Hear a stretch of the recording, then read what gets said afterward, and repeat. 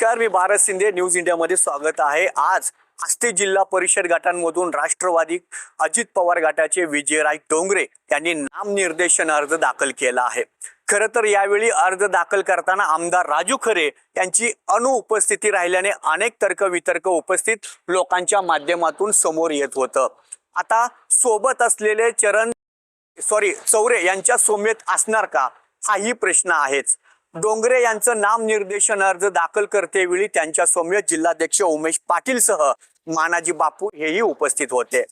जोरदार शक्ती प्रदर्शन करत अर्ज दाखल करतेवेळी विजयराज डोंगरे यांना पत्रकारांनी इतर जागेबाबत एक प्रश्न विचारला होता. तो म्हणजे 6 पैकी किती जागांवरती आघाडी असेल.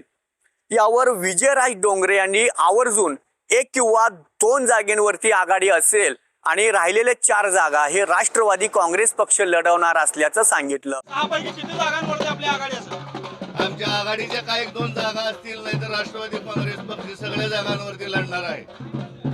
शिवसेना शिंदे गटाला सोबत घेऊन आपण युती करत अशी देखील चर्चा आहे. काय परिस्थिती? प्राधान्यानं तुतारीला आम्ही सोबत घेण्याचा विचार करत आहोत आणि शिंदे गटाला पण मग त्या 2 जागा नक्की कुठल्या? कदाचित त्यांच्या मते एक नरखेड आणि दुसरं पेनूर गट असेल. कारण काही महिन्यांपूर्वी नरखेड गटातून उमेश पाटील यांचे बंधू संतोष पाटील हे शिवसेना एकनाथ शिंदे या पक्षातून लढणार असल्याचं त्यांनी जाहीर केलं असल्याचं काही प्रसार माध्यमांशीच बोलताना त्यांनी सांगितलं.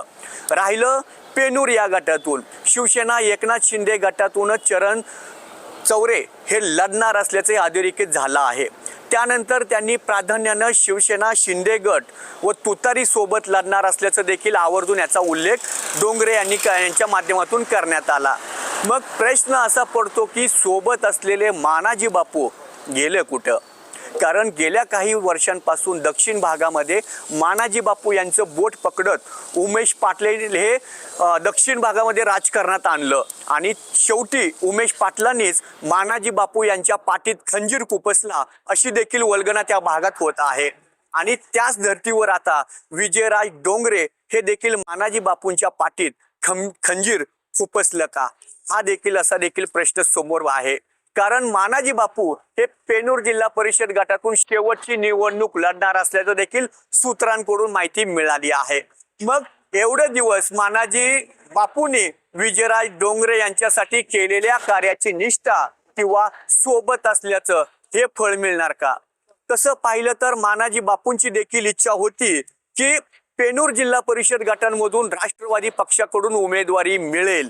मात्र आता मानाजी बापूंना डावलले गेलंय हे त्यांच्या विधानावरून तरी लक्षात येतं.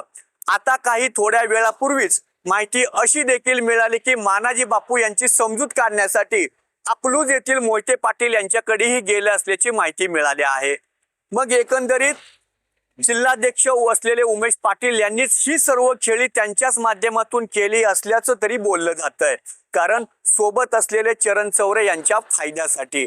मग आता मानाजी बापू लढणार की पुन्हा माघारी घेणार किंवा त्यांना थांबवण्यात विजयराज डोंगरे आणि उमेश पाटील यशस्वी ठरतील हे देखील येणाऱ्या काळात स्पष्ट होईल. कॅमेरामन अक्षय सह भारत शिंदे, न्यूज इंडिया, मोहोळ.